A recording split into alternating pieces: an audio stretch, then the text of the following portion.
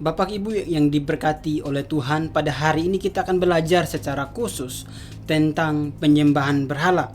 Penyembahan merupakan satu tindakan, satu pengabdian kita kepada Tuhan yang diberikan Tuhan kepada manusia.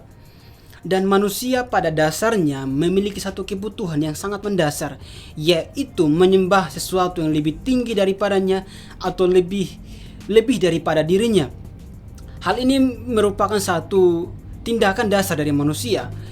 Bisa menyembah Tuhan yang dikatakan Alkitab atau menyembah Tuhan yang lain yang bukan dimaksudkan dalam Alkitab. Dapat kita ketahui bersama bahwa penyembahan berhala seringkali dikaitkan dengan pengagungan terhadap sesuatu yang lebih tinggi, lebih dominan daripada manusia. Bisa menyembah gunung, bisa menyembah pohon, bisa menyembah batu, atau tempat-tempat keramat tertentu yang dipercaya dapat menolong atau dapat menjamin atau dapat memberi pertolongan kepada manusia. Di era saat ini kita jarang sekali menemukan orang-orang yang melakukan penyembahan berhala tersebut. Bukan berarti penyembahan berhala itu tidak ada. Itu masih ada dan masih dilakukan oleh manusia. Bapak Ibu yang diberkati oleh Tuhan, bahkan kita melihat bahwa seringkali dilakukan oleh orang-orang Kristen. Waktu beribadah mereka pergi beribadah, tapi setelah beribadah mereka masih melakukan tindakan-tindakan penyembahan berhala. Dalam artian mereka masih mencampurkan iman Kristen dengan penyembahan-penyembahan terhadap leluhur atau pengabdian terhadap leluhur.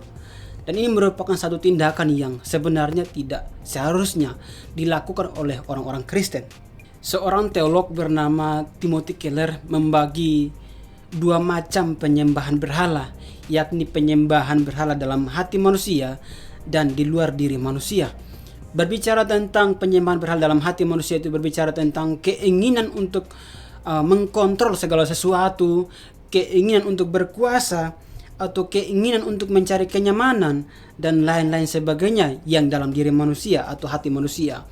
Sedangkan berbicara tentang penyembahan berhala di luar diri manusia, itu berbicara tentang karir, berbicara tentang prestasi, berbicara tentang uang, berbicara tentang keluarga atau pasangan, pelayan dan lain sebagainya yang kita rasa itu dapat menambah jati diri kita manusia. Bapak Ibu diberkati oleh Tuhan, hal-hal ini adalah berkat-berkat Tuhan yang diberikan Tuhan kepada kita secara cuma-cuma. Dan ini merupakan sesuatu yang kita percaya bahwa merupakan tindakan Tuhan memelihara orang-orang percaya atau kita sampai saat ini.